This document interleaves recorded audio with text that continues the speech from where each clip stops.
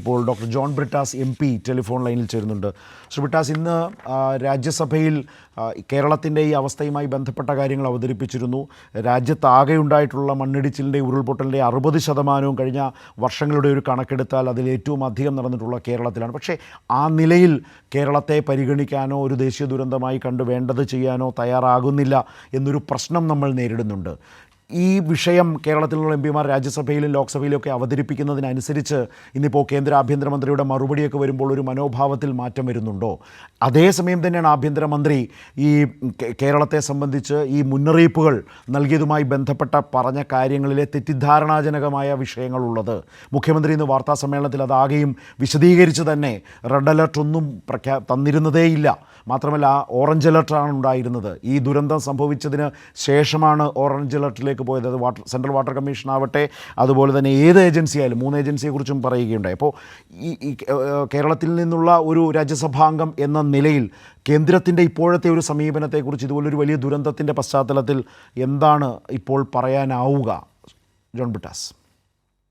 കേരളത്തിൽ നിന്നുള്ള ഒരു രാജ്യസഭാ അംഗം എന്നതിനുപരി ഇന്ന് ഈ വിഷയം ഒരു സദൃശണിക്കൽ പ്രമേയമായി രാജ്യസഭയിൽ കൊണ്ടുവന്ന ഒരു വ്യക്തി എന്ന നിലയ്ക്ക് കൂടി ഈ വിഷയത്തിൽ സംസാരിക്കണമെന്നാണ് എനിക്ക് തോന്നുന്നത്.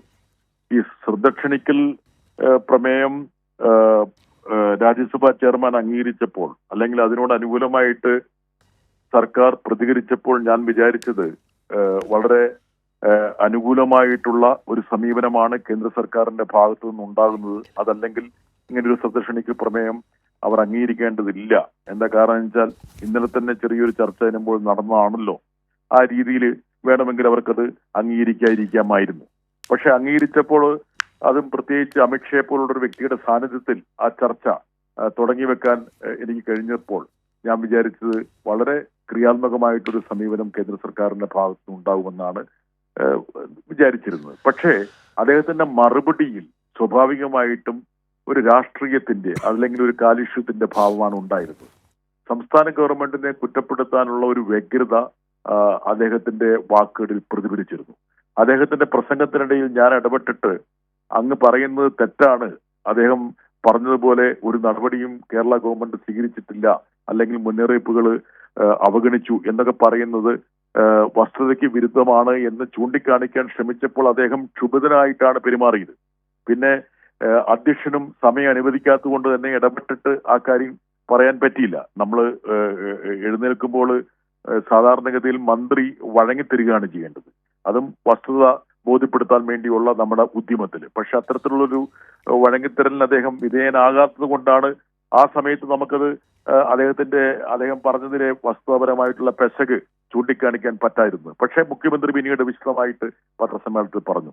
ഇപ്പോൾ ഏതാനും നിമിഷങ്ങൾക്ക് മുമ്പ് ഞങ്ങള് കേരളത്തിൽ നിന്നുള്ള CPM അംഗങ്ങള് ശിവദാസൻ, റഹീമും ഞങ്ങൾ സംയുക്തമായിട്ടൊരു കത്ത് ഇപ്പോൾ രാജ്യസഭാ ചെയർമാൻ ഇപ്പം അയച്ചിട്ടുണ്ട്. അതായത് അദ്ദേഹത്തിന്റെ മറുപടിയിലെ, ആഭ്യന്തരമന്ത്രിയുടെ മറുപടിയിലെ തെറ്റുകൾ എന്തൊക്കെയാണ്, എവിടെയാണ് അദ്ദേഹത്തിന് പെശക് സംഭവിച്ചത്, എന്താണ് വസ്തുതാപരമായിട്ടുള്ള കാര്യങ്ങൾ, ഇതൊക്കെ ബോധ്യപ്പെടുത്തിക്കൊണ്ട് ഒരു വിശദമായിട്ടുള്ള കത്ത് രാജ്യസഭാ ചെയർമാൻ അയക്കുകയും അതനുസരിച്ച് ഉചിതമായിട്ടുള്ള നടപടി അദ്ദേഹം കൈക്കൊള്ളണമെന്ന് ഞങ്ങൾ അഭ്യർത്ഥിക്കുകയും ചെയ്തിട്ടുണ്ട്. ശ്രീ ബ്രിട്ടാസ്, അതിനർത്ഥം ഇപ്പോൾ കേരളത്തിന് മുന്നറിയിപ്പ് നൽകിയിരുന്നു എന്ന് കേന്ദ്ര ആഭ്യന്തരമന്ത്രി പറയുമ്പോൾ രാജ്യമാകെ അത് ആ നിലയിലേക്ക്, എന്നിട്ട് കേരളം വേണ്ട രീതിയിൽ പെരുമാറിയില്ലേ എന്ന് തോന്നിപ്പിക്കുന്ന നിലയിൽ പെരുമാറിയിട്ടുണ്ട്. പാർലമെൻറ്റിനകത്ത്, രാജ്യസഭയ്ക്കകത്തടക്കം ആ നിലയിലൊരു വിശദീകരണം നൽകുന്നത് യഥാർത്ഥത്തിൽ സഭാ നടപടിക്രമങ്ങളുടെ ചട്ടങ്ങൾക്ക് വിരുദ്ധമായൊരു നടപടിയാണ് എന്ന പ്രശ്നം ചൂണ്ടിക്കാട്ടിക്കൊണ്ടുകൂടിയാണോ ഈ കത്തിൽ, അതിൻ്റെ ഉള്ളടക്കത്തിൽ അതാണോ ഉള്ളത്? മുഖ്യമന്ത്രി ഇന്ന് അത് ഓരോന്നും ചൂണ്ടിക്കാട്ടിക്കൊണ്ടാണ് സംസാരിച്ചത്. അതായത് ഈ അപകടം ഉണ്ടായതിന് ശേഷം രാവിലെ 6 മണിയോടുകൂടിയാണ് റെഡ് അലർട്ട് ഈ പ്രദേശത്ത് മുന്നറിയിപ്പായി വരുന്നത്. ദുരന്തമുണ്ടായ പ്രദേശങ്ങളിൽ ഓറഞ്ച് അലർട്ടാണ് നിലനിന്നിരുന്നത്. ഈ ആദ്യത്തെ ദിവസം 24 മണിക്കൂറിൽ 200 മില്ലിമീറ്ററും അടുത്ത 24 മണിക്കൂറിൽ 372 മില്ലിമീറ്റർ മഴയുമാണ് ആ പ്രദേശത്ത് ആകെ പെയ്തത്. അതായത് 48 മണിക്കൂറിനുള്ളിൽ 572 മില്ലിമീറ്റർ മഴ. ഇങ്ങനെയൊക്കെയുള്ള വസ്തുതകൾ നിലനിൽക്കെയാണ് കേന്ദ്ര ആഭ്യന്തരമന്ത്രി മറ്റൊരു തരത്തിൽ ഇന്ന് പാർലമെൻറ്റിനകത്ത് പെരുമാറിയത്, വിശദീകരിച്ചത്. അത് രാജ്യത്തെ ആകെ തന്നെ ഒരു സംസ്ഥാനത്തെ സംബന്ധിച്ച് തെറ്റിദ്ധരിപ്പിക്കും വിധം പെരുമാറലായി കാണേണ്ടതുണ്ട് എന്ന ശക്തമായ വിമർശനമാണോ കത്തിൽ? തീർച്ചയായിട്ടും. എന്താ കാരണം എന്ന് വെച്ചാൽ ഇപ്പോൾ അദ്ദേഹം നടത്തിയ പ്രസ്താവന, ആ പ്രസ്താവനയിൽ പറഞ്ഞ കാര്യങ്ങൾ യഥാർത്ഥ വസ്തുത എന്താണ്, ഇതെല്ലാം കൃത്യമായിട്ട് പ്രതിപാദിച്ചുകൊണ്ടുള്ള ഒരു വിശദമായിട്ടുള്ള കത്താണ് രാജ്യസഭാ ചെയർമാന് നൽകിയിരിക്കുന്നത്. എന്താ കാരണം എന്ന് വെച്ചാൽ സഭാതലത്തിലാണ് ഈ തെറ്റിദ്ധരിപ്പിക്കൽ നടന്നത്. സ്വാഭാവികമായിട്ട് നടപടി സ്വീകരിക്കേണ്ടതിന്റെ ഉത്തരവാദിത്വം സഭാ ചെയർമാനാണ്. അതുകൊണ്ടാണ് ഞങ്ങൾ സഭാ ചെയർമാന് ഞങ്ങൾ കത്ത് ഇപ്പോൾ അല്പം മുമ്പ് ഞങ്ങൾ വിശദമായിട്ട് അയച്ചത്. അതിൽ ഏറ്റവും പ്രധാനപ്പെട്ട ഒരു കാര്യം, ഈ ശ്രദ്ധ ക്ഷണിക്കൽ നടത്തിക്കൊണ്ട് ഞാൻ സംസാരിച്ചപ്പോൾ ഉന്നയിച്ച പ്രധാനപ്പെട്ട ചില കാര്യങ്ങളുണ്ട്. അതിലൊന്ന്, ഇതിനെ ഒരു ദേശീയ ദുരന്തമായിട്ട് സർക്കാർ പ്രഖ്യാപിക്കണം. രണ്ട്, ഈ പറഞ്ഞ കേന്ദ്രത്തിന്റെ ഭാഗത്ത് നിന്ന് ഉദാരമായിട്ടുള്ള സമീപനം ഉണ്ടാകണം. മൂന്നാമത്തത്, ഈ ബജറ്റ് അവതരിപ്പിച്ച വേളയിൽ ഞങ്ങൾ ചൂണ്ടിക്കാണിച്ചിരുന്നൊരു കാര്യമുണ്ട്. അതായത് ഇതുപോലുള്ള പ്രകൃതിക്ഷോഭങ്ങൾ ഏതാനും സംസ്ഥാനങ്ങൾക്ക് മാത്രമാണുള്ളതെന്ന രീതിയിൽ, അതായത് BJP-യുമായി ബന്ധപ്പെട്ട് ഉള്ള സംസ്ഥാനങ്ങളുടെ പേര് മാത്രം പറഞ്ഞുകൊണ്ട് അവർക്ക് പ്രത്യേകിച്ച് പ്രകൃതിക്ഷോഭത്തെ നേരിടാനുള്ള സഹായം പ്രഖ്യാപിക്കുന്ന ഒരു പ്രവണത ഈ കുറികളെ ബജറ്റിലുണ്ടായിരുന്നു. ആ ബജറ്റിലെ ആ നിലപാടുകൾ തിരുത്താനുള്ള ഒരു സമീപനം ഉണ്ടാകണം. പിന്നെ റഹീം ഉൾപ്പെടെയുള്ള ആൾക്കാർ, ശിവദാസൻ ഉൾപ്പെടെയുള്ള ആൾക്കാർ പറഞ്ഞൊരു കാര്യമുണ്ട്, അതായത് മുന്നറിയിപ്പുകൾ. ഈ മുന്നറിയിപ്പുകളെ കുറിച്ച് പറയുമ്പോൾ നേരത്തെ ശരത് സൂചിപ്പിച്ചതുപോലെ ഇന്ത്യയിൽ ഉണ്ടാകുന്ന ഭൂചലനങ്ങളുടെ, അതല്ലെങ്കിൽ ലാൻഡ് സ്ലൈഡുകളുടെ, ഉരുൾപൊട്ടലുകളുടെ 60% സംഭവിക്കുന്ന കേരളത്തിലാണെങ്കിലും ഈ ഉരുൾപൊട്ടലുമായി ബന്ധപ്പെട്ട ഒരു മുന്നറിയിപ്പിന്, ആ സ്പെസിഫിക് ആയിട്ടുള്ള ആ ഏരിയയിലെ ഒരു മുന്നറിയിപ്പിന് വേണ്ട ഒരു കേന്ദ്രം യഥാർത്ഥത്തിൽ കേരളത്തിൽ അല്ല തുടങ്ങിയത്.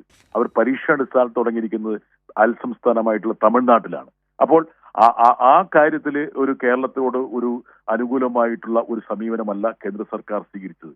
ഇക്കാര്യങ്ങളെല്ലാം ഞങ്ങൾ ചൂണ്ടിക്കാണിച്ചിരുന്നു. പക്ഷേ ഈ പ്രസക്തമായിട്ടുള്ള ഈ കാര്യങ്ങളെയെല്ലാം അവഗണിച്ചുകൊണ്ട് അദ്ദേഹം ഒരു രാഷ്ട്രീയത്തിലേക്കാണ് പ്രവേശിച്ചത്. ഉദാഹരണം പറഞ്ഞാൽ, അദ്ദേഹത്തിന്റെ പാർട്ടിയിൽ നിന്ന് സംസാരിച്ച പ്രധാനപ്പെട്ട ഒരാള്, അത് സ്വാഭാവികമായിട്ടും ആഭ്യന്തരമന്ത്രി പറഞ്ഞു കൊടുക്കാതെ അദ്ദേഹം സംസാരിക്കില്ല. രാഹുൽ ഗാന്ധിനെ കുറ്റപ്പെടുത്തിക്കൊണ്ടാണ് സംസാരിച്ചത്.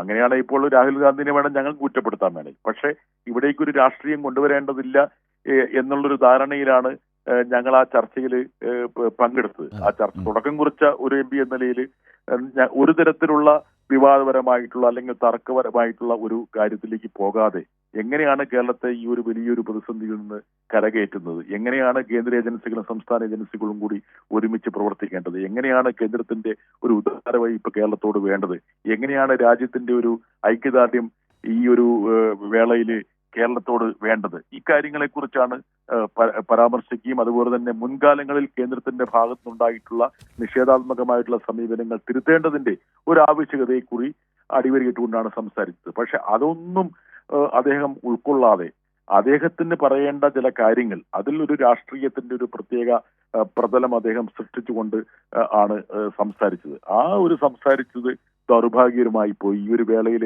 ഒരു ആഭ്യന്തരമന്ത്രിയിൽ നിന്ന് ഞങ്ങൾ പ്രതീക്ഷിക്കുന്നില്ല. ഈ ഒരു വേളയിൽ ഞാൻ സഭയെ ചൂണ്ടിക്കാണിച്ചതുപോലെ റെസ്ക്യൂവും റിലീഫും റീഹാബിലിറ്റേഷനുമാണ്. ആദ്യം റെസ്ക്യൂ ആണ്. റെസ്ക്യൂ പൂർത്തിയായ ഉടനെ ഈ റിലീഫ് വേണം. അതുപോലെ തന്നെ റീഹാബിലിറ്റേഷന് വേണ്ടിയിട്ട്, പുനരധിവാസത്തിന് വേണ്ടിയിട്ട് കേന്ദ്രത്തിന് സഹായം വേണം. ഈ 3 ഘട്ടങ്ങളെ എങ്ങനെ സർഗാത്മകമായി സമീപിക്കാൻ കഴിയുമെന്നുള്ളതാണ് നമ്മൾ ആലോചിക്കേണ്ടതെന്ന് പറഞ്ഞെങ്കിൽ പോലും അദ്ദേഹം അതിന് ചെവി കൊടുക്കാതെ വേറെ രീതിയിലുള്ള വക്രീകരിച്ച ചില പ്രതിപാദനങ്ങളിലേക്ക് ദൗർഭാഗ്യകരമായി കടക്കുകയാണ് ഉണ്ടായത്.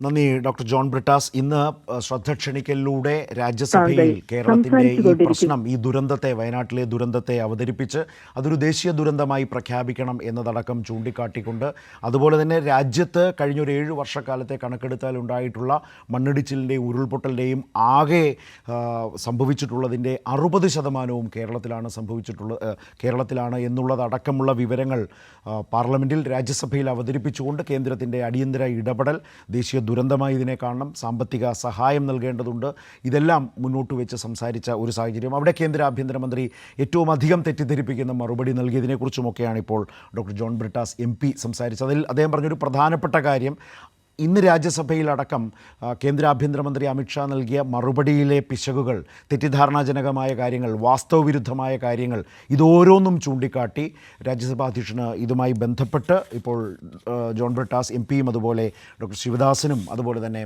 റഹീമും ഒക്കെ ചേർന്ന്, മറ്റ് MP-മാരും ഒക്കെ ചേർന്ന് പരാതി നൽകിയിട്ടുണ്ട്, കത്ത് നൽകിയിട്ടുണ്ട് എന്നതുകൂടിയാണ് അദ്ദേഹം സൂചിപ്പിച്ചത്. നന്ദി ജോൺ ബ്രിട്ടാസ് ഞങ്ങളോട് ഇതേക്കുറിച്ച് സംസാരിച്ചതിന്. ദേശീയ തലത്തിലടക്കം കേരളത്തിൻ്റെ ഈ പ്രശ്നത്തെ കേരളത്തിൻ്റെ എംപിമാർ അത് രാജ്യസഭയിലും അതുപോലെ തന്നെ ലോക്സഭയിലും അവതരിപ്പിച്ചുകൊണ്ടിരിക്കുന്നു. ഇന്ന് കെ രാധാകൃഷ്ണൻ ഈ വിഷയം അടിയന്തര പ്രമേയമായി ലോക്സഭയിലേക്ക് കൊണ്ടുവന്നിരുന്നു. കെ സി വേണുഗോപാൽ ഈ വിഷയം അവതരിപ്പിച്ചിരുന്നു. ഇതിനെ ഒരു രാഷ്ട്രീയ പ്രശ്നമായിട്ടല്ല ഈ വിഷയത്തെ സമീപിക്കേണ്ടതെന്ന് രാഹുൽ ഗാന്ധി ഇന്ന് പറയുന്ന സാഹചര്യം ഉണ്ടായിട്ടുണ്ട്.